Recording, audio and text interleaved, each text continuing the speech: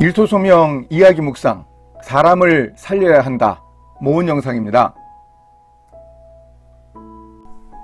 일터뿐만 아니라 대부분의 조직에서는 수시로 목표와 사람 중에 무엇을 우선순위에 두어야 하는지 갈등을 겪습니다. 선교사 바울과 바나바도 두 번째 선교여행을 떠나려다 1차 선교여행을 중도 포기한 마가의 동행 여부로 다투었습니다. 목표 달성을 위해 팀워크를 망가뜨린 마가를 데려가면 안 된다는 바울과 한 번 더 기회를 주자는 바나바가 대립했습니다. 바울은 목표를 중요하게 여기는 프로세스형 리더였고 바나바는 사람 중심의 피플형 리더였습니다. 이 두 사람은 결국 헤어져 각자의 선교팀을 구성해서 따로 출발하는 차선책으로 갈등을 해결했습니다. 나중에 바울이 마가를 용납하며 바울과 바나바 간의 갈등도 풀었다는 암시를 받을 수 있지만 목표와 사람 간의 갈등 해결이 쉽지 않음을 잘 보여줍니다. 목표와 사람은 양자택일의 상황만은 아니기에 문제를 풀기가 만만치 않습니다. 둘 중 하나가 아니라 언제나 둘이 함께 가야 한다고 보면 좋습니다. 우선순위로 무엇을 앞세워야 하는 때인가 판단하며 상황에 따라서 바람직한 순서를 정하는 노력이 중요합니다. 제2차 세계대전 때 프랑스의 어느 시골 마을에서 전투가 벌어졌습니다. 그 와중에 한 미군 병사가 전사했습니다. 동료들은 전쟁터의 전우의 시신을 방치해두고 싶지 않아 장례를 치러주려고 했습니다. 멀지 않은 곳에 울타리를 친 공동묘지가 있었습니다. 바로 옆에 있는 교회가 묘지를 관리하는 것 같아 보였기에 병사들은 동료의 시신을 공동묘지로 옮겨갔고 해가 지기 전 겨우 도착했습니다. 허리가 굽고 야인 늙은 신부가 그들을 맞아주었고 한 병사가 정중하게 요청했습니다. 우리 친구가 전쟁터에서 숨졌습니다. 우리는 그를 교회 묘지에 묻어주고 싶습니다. 신부는 병사들이 원하는 것이 무엇인지 알았습니다. 그런데 서툰 영어로 이렇게 대답했습니다. 미안합니다. 같은 신앙을 가진 사람이 아니면 이곳에 묻어줄 수가 없습니다. 신부는 가톨릭 교회의 묘지에 개신교 신앙을 가진 미군의 시신을 묻어줄 수 없다고 거부했습니다. 미군 병사들은 허탈했지만 어쩔 수 없이 그 자리를 떠나야 했습니다. 그런데 신부가 그들을 불러 세웠습니다. 그렇지만 교회 울타리 밖에 묻는 것은 괜찮습니다. 병사들은 그 말에 화가 나긴 했지만 묘지 울타리 밖에 땅을 파고 전우를 묻어 주었습니다. 일을 다 마쳤을 때는 이미 밤이었습니다. 다음날 아침 미군 병사들은 전선을 옮기라는 명령을 받고 떠나며 동료를 묻었던 교회 묘지에 들렀다가 가려고 했습니다. 그런데 어젯밤에 전우를 묻은 자리를 찾을 수가 없었습니다. 어리둥절해진 병사들이 교회 문을 두드렸습니다. 어젯밤 우리가 지치기도 했고 어두워서 그랬는지 동료를 묻은 곳을 못 찾겠습니다. 그 말에 노신부의 얼굴에 미소가 번졌습니다. 어젯밤 당신들이 떠난 후 잠을 이룰 수가 없었습니다. 그래서 오늘 아침 일찍 일어나서 묘지의 울타리를 옮겨 놓았습니다. 같은 연합군이지만 개신교인을 가톨릭 교회의 묘지에 묻을 수 없다고 했던 신부는 결국 자신의 잘못을 돌이키고 울타리를 옮겨 놓았습니다. 원칙을 지키려는 목표를 위해 희생했던 사람을 살리는 방법을 그런 방식으로 추구했습니다. 목표의 중압감과 성과 달성이라는 압박감 때문에 사람을 용납하지 못하고 있습니까? 울타리를 옮겨주면 문제를 해결할 수 있습니다. 물론 울타리를 옮겨놓는 일은 보통 일이 아닙니다. 하지만 나의 욕심이나 쓸데없는 고집, 타성의 울타리는 변치 않는 하나님의 진리가 결코 아닙니다. 옮겨도 괜찮습니다. 울타리를 옮기면 목표와 사람을 동시에 얻을 수 있습니다. 우리도 일터에서 수시로 일과 사람 사이의 갈등을 겪습니다. 가정에서도 교회에서도 우리 사회에서도 목표와 사람 간의 갈등이 우리를 고민스럽게 합니다. 울타리를 만든 사람들은 울타리가 무너져 내리는 것을 좋아하지 않기에 우뚝우뚝 솟아있는 높은 울타리들이 많습니다. 그런데 꼭 기억해야 합니다. 우리 예수님이 십자가 죽음과 부활을 통해 울타리를 아예 없애버리셨습니다. 그는 우리의 화평이신지라 둘로 하나를 만드사 원수된 것 곧 중간에 막힌 담을 자기 육체로 허시고 법조문으로 된 계명의 율법을 폐하셨으니 이는 이 둘로 자기 안에서 한 세 사람을 지어 화평하게 하시고 또 십자가로 이 둘을 한 몸으로 하나님과 화목하게 하려 하심이라.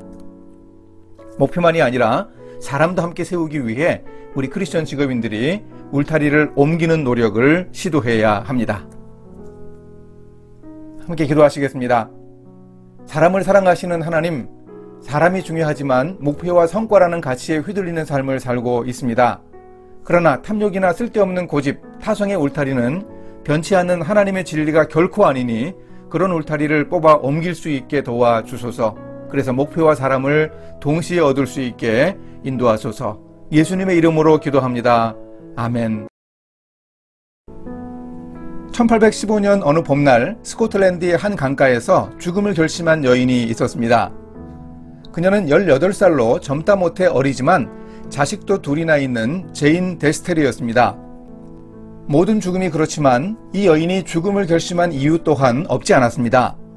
당시 유럽에서도 이미 결투가 사회적 비난을 받았습니다. 하지만 영국과 아일랜드에서는 합법적이었습니다. 제인은 남편에게 아무 말도 듣지 못했으나 친구들이 죽어가는 남편을 집으로 데려왔을 때 남편의 결투 사실을 알았습니다. 남편은 아일랜드의 수도 더블린시의 보안관 후보였고 한 회사의 사원이었습니다. 그런데 자기가 다니는 회사에 대해서 데니얼 오코넬이라는 유명한 정치인이 공격적인 조치를 취하자 결투를 신청했습니다. 사람들의 예상을 깨고 사격 솜씨가 형편없는 상대의 총에 맞아 이 젊은 여인의 남편이 죽었습니다. 그래서 제인 데스테리는 더 이상 살아갈 희망을 찾지 못하고 죽음을 결심했습니다. 강물에 몸을 던지려던 제인이 강물을 바라보던 시선이 어쩌다가 강둑 위를 향했습니다. 강둑 저편에서는 한 젊은 농부가 밭을 갈고 있었습니다. 제인이 자기 나이쯤 되었다고 봤으니 20살도 안 되었을 텐데 그 젊은 농부가 해낸 일솜씨가 너무나 훌륭했습니다. 그가 새로 만든 밭고랑은 마치 화가가 캔버스에 그림을 그린 듯이 훌륭해 보였습니다.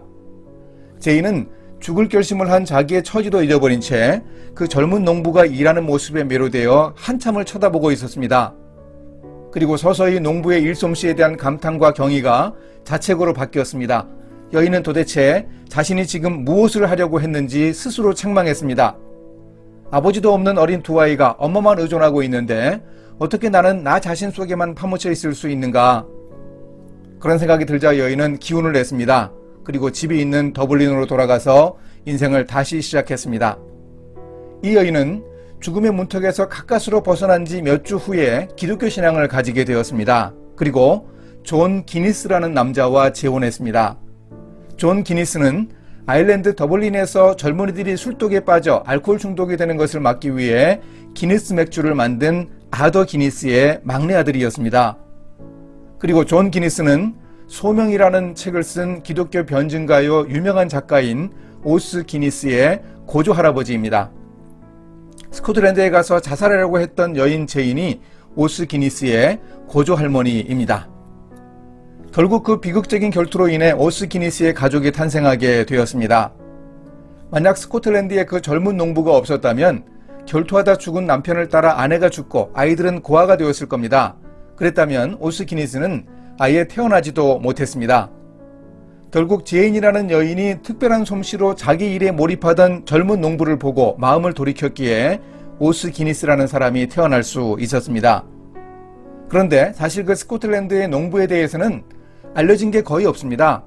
단지 그 농부가 20살도 안 되어 보이는 젊은이였다는 사실뿐입니다. 밭고랑을 갈 때 쟁기질을 하면서 그 젊은이는 휘파람을 불고 있었습니다. 제인은 나중에 신앙을 가진 후 그가 찬송가로 휘파람을 부르는 줄 알게 되었습니다. 제인은 그때 그 농부를 딱 한 번 봤고 그 후로 다시는 만나지도 못했습니다. 오스 기니스는 자신의 책에서 자기 가족사의 중요한 한 장면에 대해서 이렇게 정리합니다.